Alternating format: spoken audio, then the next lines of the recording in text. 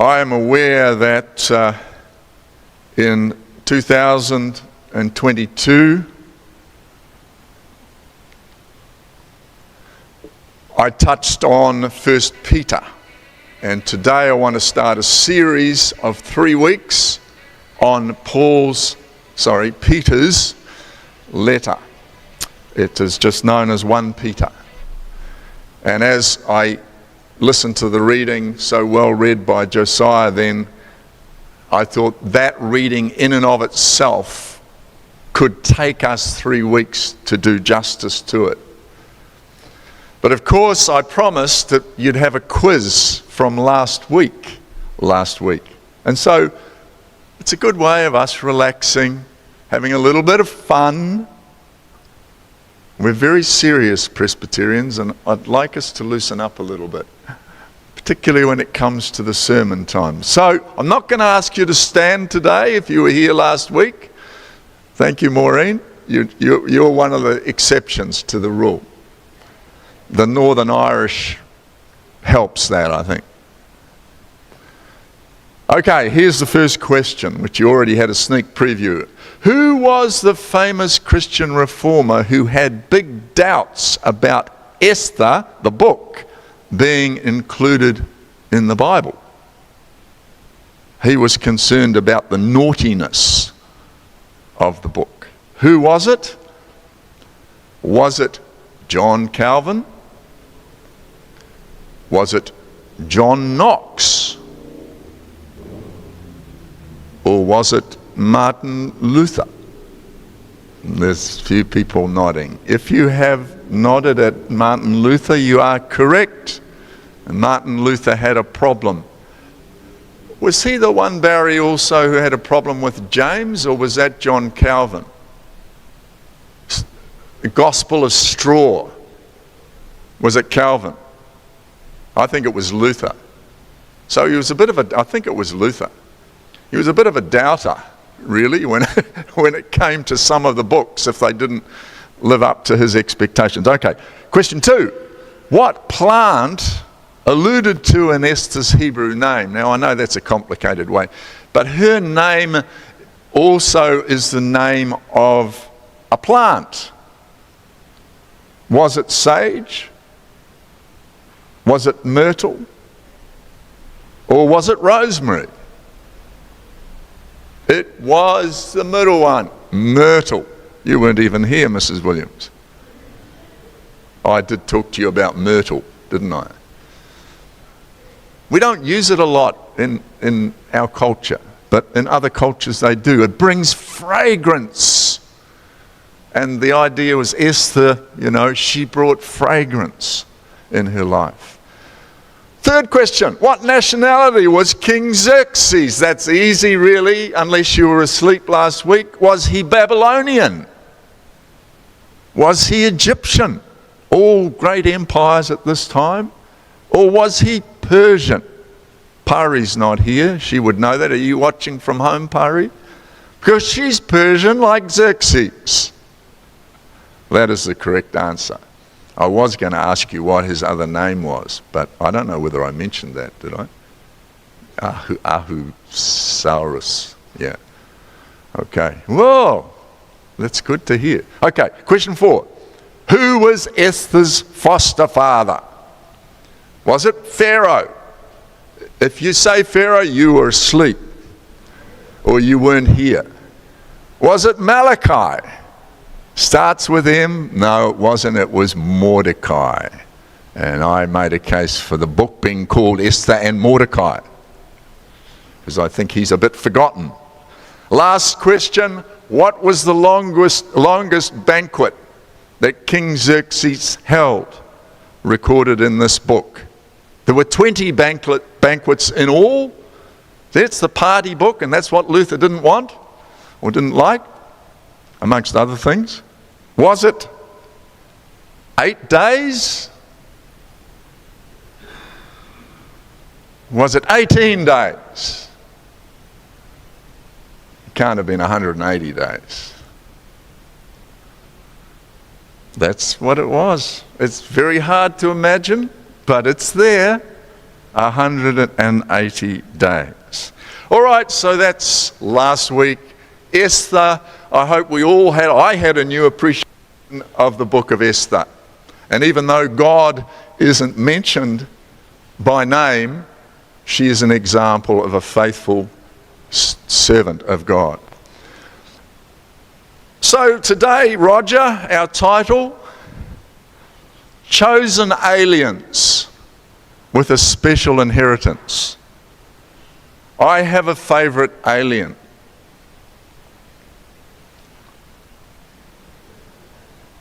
And it's E.T. Yoda would come second probably.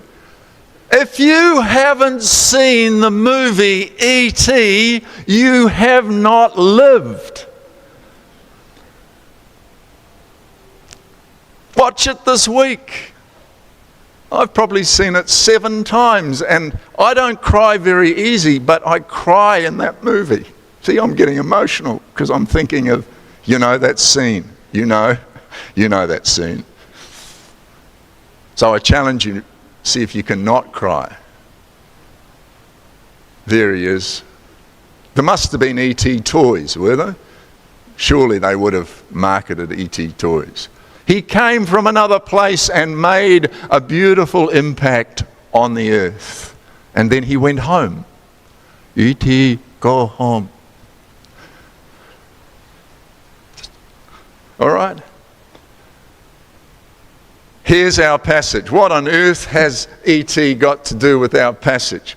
Well, there's the word alien in there for a start. Why has that happened? We've gone back to our old problem. No, you've got it all right there. It's just on my screen. It's a bit cut off. Peter, an apostle of Jesus Christ, to the elect aliens scattered throughout the provinces, etc., etc. And as I was preparing for the sermon, the 3 points that I'm going to emphasize today kind of leapt out at me and grabbed me. And so it's actually quite a simple message, even though this is a complex passage. Now, 3 years ago, I did give you a bit of background to 1 Peter, but we do need to remind ourselves of a few things. It is a letter. Well, you've probably woken up to that. That's what the word epistle means. We think it is dictated by Peter to someone else. Now, the reason, it's a little bit sort of classist, that assumption, because Peter was a fisherman. And the Greek that is used, the Koine Greek in this letter, is quite fancy. It's quite polished. And so we're making the assumption that a smelly fisherman from Galilee probably can't produce Greek like this.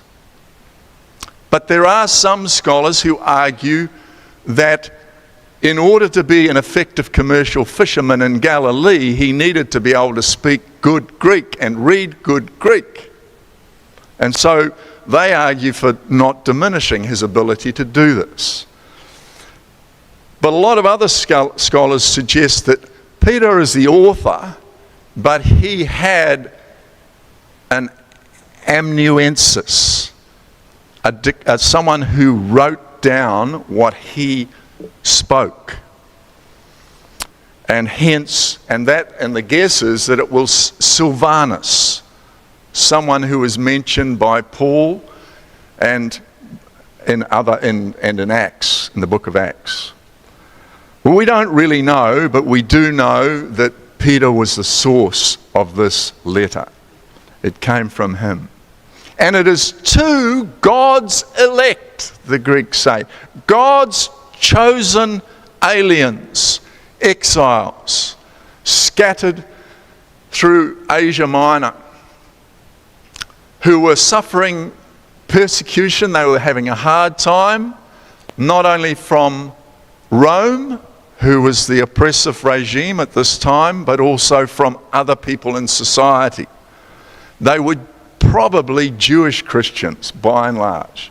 Jews who, like Peter and Paul and a whole lot of other people, in the New Testament had realized that Jesus was the Messiah and they were followers of the way. They were Christians. Okay. We need to kind of unwrap this concept of God's elect. Eklektois parapidimos. Chosen aliens. Chosen sojourners. Sojourners is not a word we use a lot, but it means to be a foreigner in a foreign land. Foreigner, so these were Jews in Asia Minor.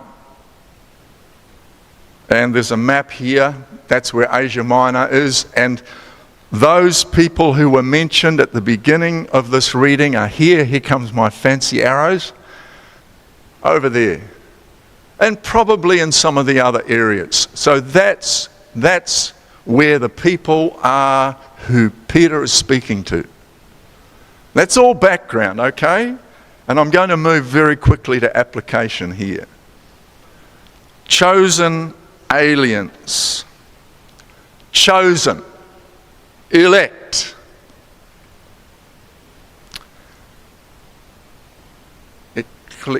It's a hard word to say. Eklektos. God's chosen ones. Now the Jews, of course, this was familiar territory for them. Because in the Old Testament, we see that Israel is God's chosen people. They are God's chosen people.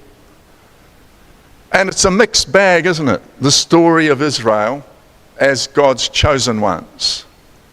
They have long periods of time where they kind of reject Him choosing them. They go their own way. They have kings like King Ahab with his wife Jezebel, who takes Israel on a different path. So they might be chosen, but they're not always walking in the way of the Lord. That reading from Psalm reminds us of how blessed it is to walk in the way of the Lord. But Jesus came along and He said, Israel does not have a mortgage on God's choice. God is interested in the whole world. Go out and make disciples of all nations. All nations. And so He revolutionized the concept of what it meant to be chosen. Okay. Again, that's all background stuff. But what does this mean for us? Well, I want to suggest to you, each one of you, whether you're upstairs or over here with the worship team or at home, you are chosen. God has chosen you. You are a chosen person.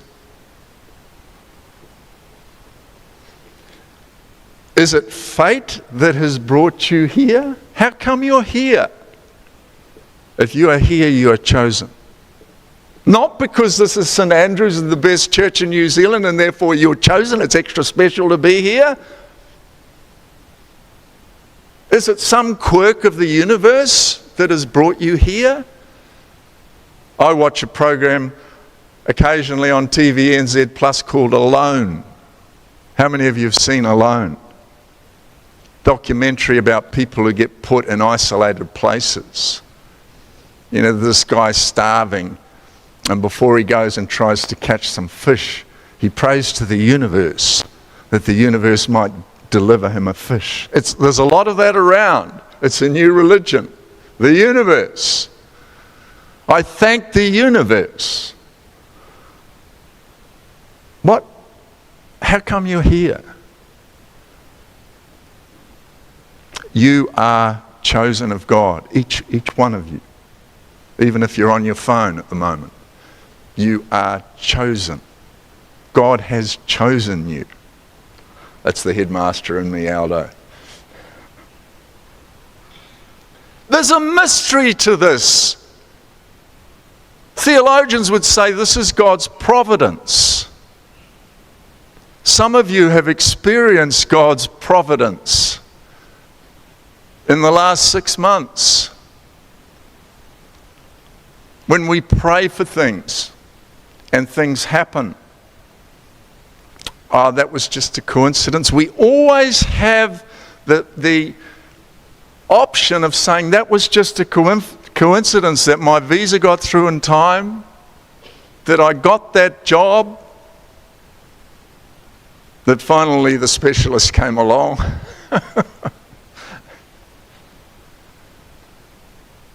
Is it a quirk of fate that you are here? To hear, I am telling you, you are chosen by God. But I want to pop your bubble a little bit, because I remember when I did a lot of coaching of sports teams in my time in schools and cross-country teams. And when you were selecting a team to go to the nationals, not everyone was chosen. And it was always hard because you knew some guys were going to miss out. And the teams read out, and the chosen ones get ready to go to Christchurch or wherever. But sometimes leading up to the competition, some of the chosen ones say, I'm not interested in doing the training. I really don't know whether I'm ready to go to Christchurch, to the nationals. And they make a choice to not really cooperate with being chosen. And my life has been a bit like that, even though at 17 I had that great sense that yes, God had chosen me. But we, a bit like Israel in the Old Testament, we go in and out at times of the willingness to run in the team with God. You are all chosen, but God's selection can be rejected. It can be rejected. But you are all chosen. Jesus came and died for each one of you. And God's love is here unconditionally for each one of you. Second, I've only got 3 points, and the last 2 I'll make a little bit quicker.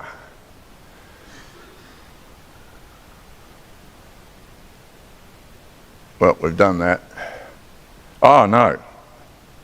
Oh, no, I won't ask you to put your hand up. I would say nearly 60% of you are aliens to New Zealand. Abraham's nodding his head. You had a home somewhere else. And like the Jewish people who went to Asia Minor, they have moved. You've come, and we are so pleased that you are here. And there's a sense in which we're all aliens on planet Earth if we read the Bible carefully.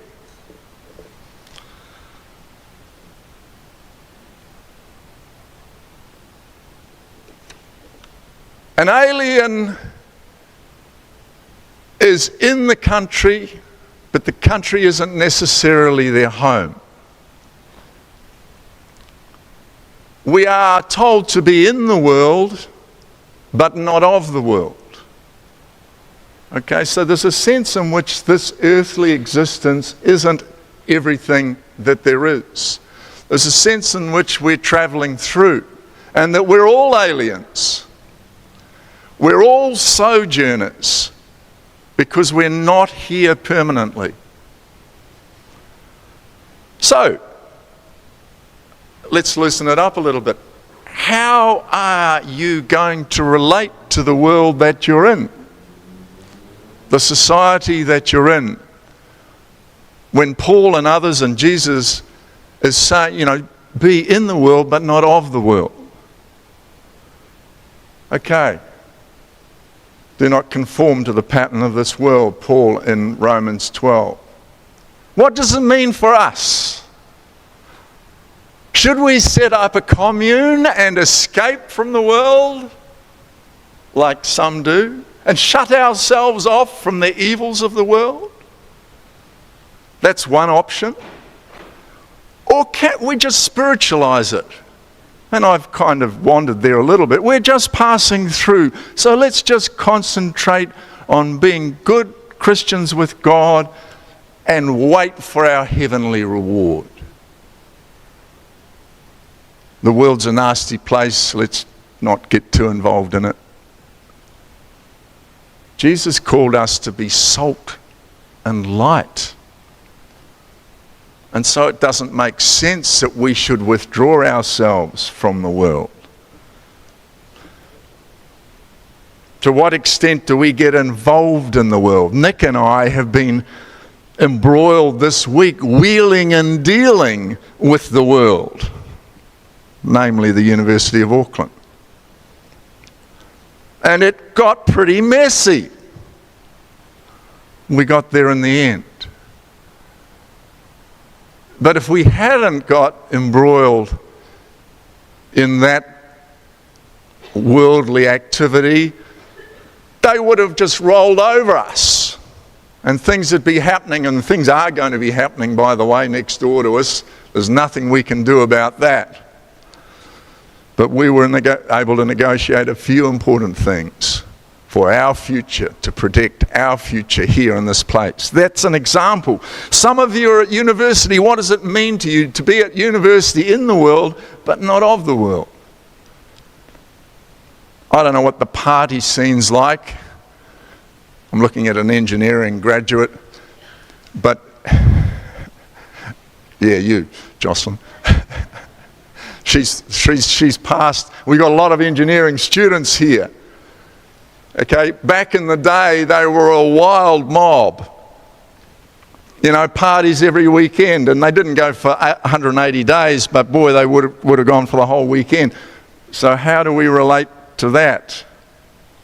And I look around at a few of, where's the pianist gone? There'll be points at which they're going to have to work out that. If you're a lawyer, and there's some potential lawyers here, and at least one real lawyer, thankfully. Thank God for you, Nick. There'll be office parties. There'll be dubious transactions for you.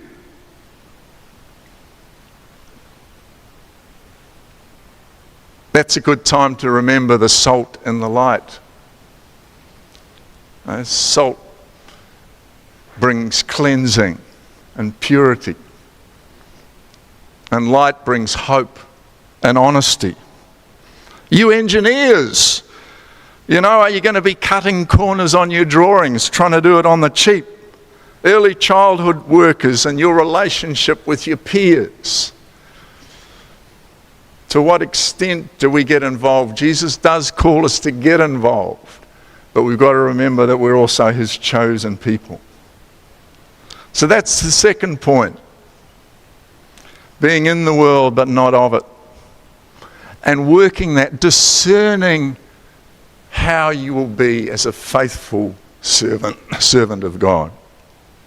Lastly,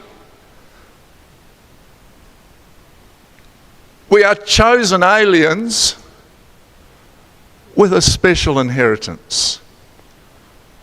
And Peter is here encouraging these Christians who are actually facing death, as he had to face death probably less than 10 years after he wrote this letter. It was all around them. Persecutions were beginning at this time. We know that historically.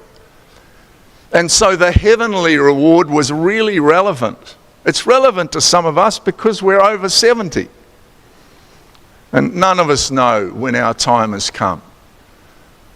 So the reality of the heavenly reward, that heavenly provision, is something that's relevant for all of us. Shouldn't dominate our lives. but is a reality that is a promise from Scriptures through Peter. But there's also this beautiful phrase right at the beginning. He is assuring these people, as he does us, that grace and peace will be yours in abundance. He knew the grace of Christ, didn't he? Because he was the one who had denied Jesus 3 times. Just when Jesus needed someone the most, he denied Jesus. And yet he knew the incredible love and forgiveness following that, and he became one of the greatest leaders in the history of the church. Amazing grace, charis is the Greek word. Undeserved love. And it's there for all of us. The chosen ones. It's part of our being chosen. By his grace, he chooses us.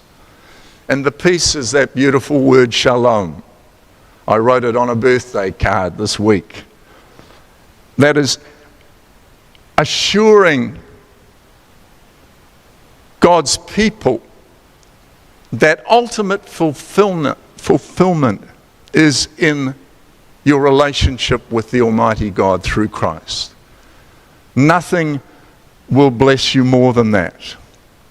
And so your special inheritance isn't just the pie in the sky when you die, to use that old adage. It's not just that heavenly promise, but it is the existential reality of God's grace in your life now, today, and his shalom. His shalom.